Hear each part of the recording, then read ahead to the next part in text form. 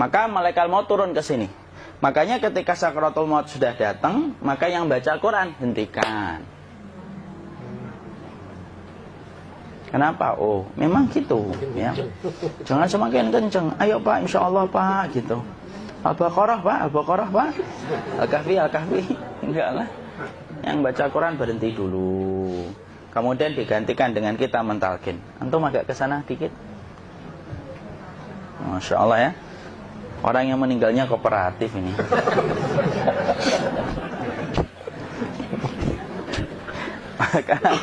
maka agak kesini ya. Maka disunahkan kita untuk mentalkinnya. Nanti ketika mentalkin jangan terlalu sering, jangan terlalu membebani. Jangan terlalu sering itu la ilaha illallah, la ilaha illallah. Tidak gitulah. Berat nanti dia ngerasakan. Di situ Imam Qurtubi juga menyampaikan, jangan terlalu sering karena itu memberatkan dadanya. Jadi ketika mentalkin saya sampaikan, boleh diganti atau enggak Ustaz? Enggaklah, talkin itu ibadah. Ibadah itu tauqifiyah. Tauqifiyah itu enggak usah diganti. Karena Rasulullah mengatakan lakinu ala mautakum la ilaha illallah. Talkin orang yang meninggal di antara kalian dengan la ilaha illallah. Enggak usah diganti Allah Ustaz yang lebih singkat, lebih pendek. Tidak usah. Subhanallah Ustaz, tidak usah. Kenapa?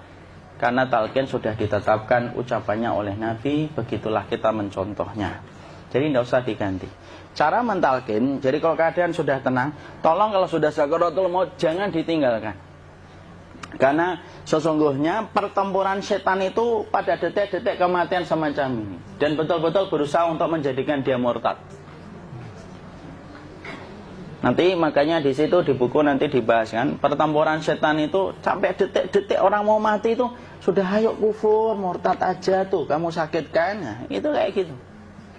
Makanya jangan ditinggal. Capek gitu kok nggak meninggal gitu ya. Udah gantian mas. Dan jangan kemudian meninggalkannya. Mangkat dulu gitu. Tidaklah, janganlah. Terus ditampingi terus. Kalau bisa ya sudahlah, berikan waktunya kita untuk sementara waktu itu betul-betul berkhidmah kepada orang yang kita cintai terakhir kalinya. Cara kita kemudian mentalkin adalah, yaitu adalah di sebelah kanannya la ilaha illallah. Biarkan dia mencerna dulu, tidak usah buru-buru kemudian kita langsung nimpali lagi. Dia mencerna dulu sembari kita doakan, peluk, ya Allah dimudahkan gitu. Kalau ada orang yang bisa ngucapin la ilaha illallah itu siapa yang memberikan itu Ustaz? Yang memberikan kekuatan Allah Pak. Karena ngomong aduh aja sudah tidak mampu.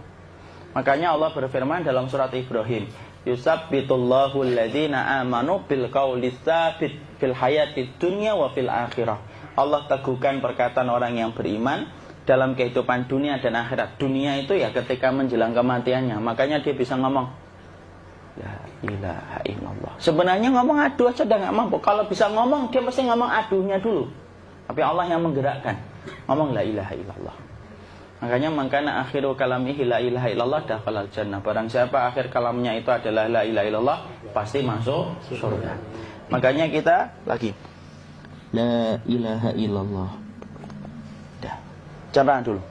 Enggak usah minta diburu-buru ya. Enggak usah gini. Ayo, la ilaha illallah. Ayo.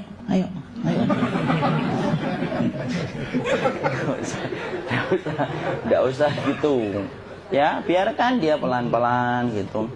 Ayo tapak, ya Allah capek saya Pak. Enggak usah gitu. Ya, ucapkan la ilaha illallah. Kemudian dia mencerna. Lalu kalau dia sudah mengatakan, untuk mengatakan la ilaha illallah. Nah, kalau sudah mengatakan la ilaha illallah, berarti sudah. Tidak usah ditalkin lagi, tidak usah. Belum meninggal juga Ustaz? Tidak apa-apa, biarin aja. Dia di situ aja. Kecuali dia ngomong lagi dan gak usah diajak ngomong alhamdulillah ya Pak, ya Allah gitu. Terus dia jawab alhamdulillah ya.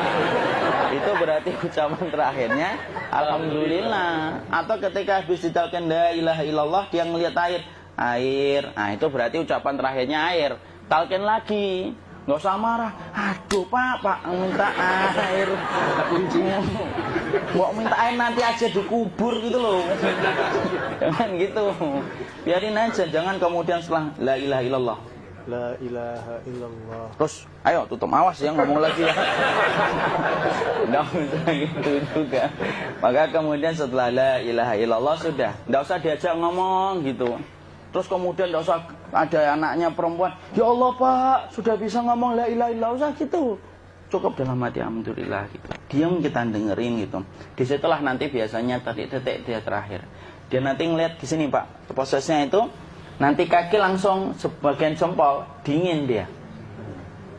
Kaki, telapak kakinya langsung kalau kita geningkan dingin kayak kaki yang kena AC langsung. Kemudian dia langsung ningkup gini, dikit dia, mulai kaku dia. Atau kalau enggak, gini dia. Langsung kayak jatuh, kayak kepala nanti yang paling terakhir. Kepala itu pasti ada gerakannya Pak, ini meninggal itu. Pasti gitu. Pasti gitu. Karena apa? Sudah tidak ada beban ruh yang menahannya. Ya, cabut ya, set pelan, maka kemudian malaikat itu. Tapi tetap sakit lah, walaupun dikatakan ringan, tetap sakit. Maka kemudian sakit gitu, ngelewatin sini, jantung kemudian sudah tidak berfungsi, kemudian ginjal Pak, ngelewatin ginjal tidak berfungsi. Bapak bayangkan kan, kalau yang pernah sakit batu ginjal Pak, sepakat nggak kalau kita batu ginjal itu sakitnya luar biasa Pak? Itu baru titik batu kecil di ginjal. Kita bisa bayangkan tiba-tiba ginjal tidak berfungsi, sakitnya kayak apa Pak? Tiba-tiba ginjal nggak berfungsi, pankreas naik, kemudian tek jantung. Jantung ini dia masih hidup dia, di sininya masih hidup walaupun jantungnya sudah berhenti. Naik, kemudian mata dia ngelewatin mata. Organ tubuh yang paling setia sama ruh itu mata. Maka kemudian mata dia ngelihat dia, set. Ngelihat set keluarnya, set naik dia. Ya dilihat ini sama dia. Makanya Rasulullah mengatakan innar ruha idza qubida tabi'ahul basar. Ruh itu kalau dicabut, mata itu ngikutin kemana perjalanan ruh itu. Makanya ada yang meninggalnya gini. Ya itu bukan tanda su'ul khatimah, itu tanda fitrahnya mata ngikutin ruh. Atau kemudian bukanya sedikit. Ada yang kayak senyum Pak, ada yang kesini yang keringetan, nah itu tanda husnul khatimah. Ada yang senyum. Jadi sakitnya setelah selesai itu plong gitu loh. Makanya kemudian ada yang tersenyum. Maka itu tanda. Kalau kita ngelihat orang yang membuka mata kayak gini, tidak usah takut. Cepat-cepat kemudian kita nanti tutup. Biasanya kalau terlalu lama, itulah yang menjadikan ini tidak bisa ditutup. Makanya harus pakai kapas akhirnya. Karena apa? Karena pas meninggal nggak langsung ditutup. Biasanya karena perawat takut, dokternya juga nggak tahu itu, dibiarin itu. Makanya ada beberapa mata yang ditutup pakai tensoplas kan? Sebenarnya kalau langsung bisa nutup dia, fitrahnya nutup mata itu. Jadi kemudian kita baca Allahumma firlahu warhamhu wa'afihi wa'fuanhu atau bismillah wassalatu wassalamu ala rasulillah, tutup. Bismillah. Tidak usah takut. Kecuali buka lagi ya, ini baru kita kabur. Buka lagi Pak, Insya Allah Pak, ya Allah ya kita kabur bareng-bareng Pak. Diusap Pak. Diusap ini enggak disenggol gini enggak. Begini kan sudah meninggal dunia. Tangan boleh begini, boleh diluruskan, tidak ada ketentuannya. Boleh gini, boleh kemudian lurus. Tidak usah disalahin kalau ada yang lurus. Lu itu tangannya gimana sih? Posisikan kayak sholat. Tidak ada perintah kayak gitu. Jadi kemudian dikondisikan saja. Terus maka kemudian dipijit-pijit, akiknya dikeluarin. Kemudian jamnya dilepas, gigi palsunya dilepas kalau ada, ya. Kemudian apa setelah itu? Coba buku.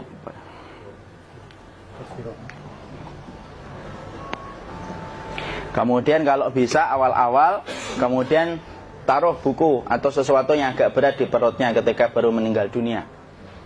Kenapa kemudian ditaruh kayak gini? Bukan apa-apa, supaya membantu sisa-sisa pencernaan dia untuk keluar. Nanti Pak, biasanya kalau kita taruh agak yang berat gini, atau kemudian kita gini-gini kan, ini udah makan belum Maki? Udah makan belum makan kok udah gede ya?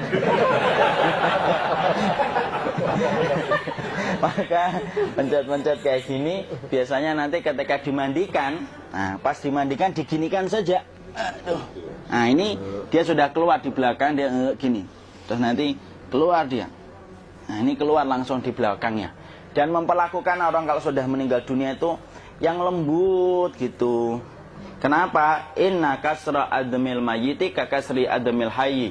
Mematahkan tulangnya ketika orang sudah meninggal dunia itu lebih dia rasakan sakit ketika mati daripada ketika masih hidup. Tuh Islam itu sampai sama orang mukmin itu kalau sudah meninggal aja sampai selembut itu. Kok hidup kasar itu kebangetan dia jadi orang itu. Mau sampai orang mati itu kemudian disuruh yang lembut, kalau ada aib disuruh nutup, tidak boleh diceritain. Misalkan di belakangnya beliau ini ada tompel, gagah-gagah tompelnya gede gitu, tidak boleh cerita. Masya Allah loh, sampai segitunya sunnah itu ngajarin kita untuk nutup aib.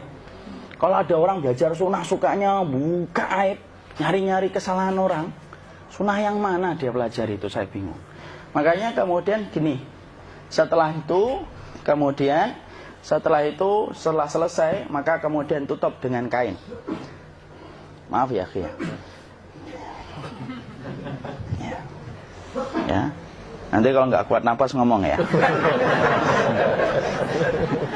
Maka ditutup kayak gini, ditempatkan kemudian jangan di tanah, tapi di atas dipan. Karena apa? Syekh Abu Malik Kamal Said Salim dalam Sahih Fikih Sunnah menyampaikan supaya tidak cepat busuk. Dia taruh di atas, kemudian ditutup pakai kain apa saja, ya, sembari nanti kita mempersiapkan tempat mandinya, tempat kafannya dan yang lain sebagainya. Maka kemudian kalau ada yang datang boleh dibuka, kemudian kita mencium ininya apa, kemudian keningnya, kemudian kita berdoa, nutup lagi kayak Rasulullah ditutup, kemudian yang datang terakhir itu salah satunya Abu Bakar. Dibuka kemudian beliau, ya Allah ya Rasulullah, engkau adalah orang yang percaya hidup dan matimu, dan tidak mungkin Allah itu mematikan engkau 2 kali ya Rasulullah. Maka kemudian ditutup kembali. Saat itu para sahabat dalam keadaan mendung semuanya. Maka disitulah kita lakukan kayak gini, ditutup gini Ustaz ya.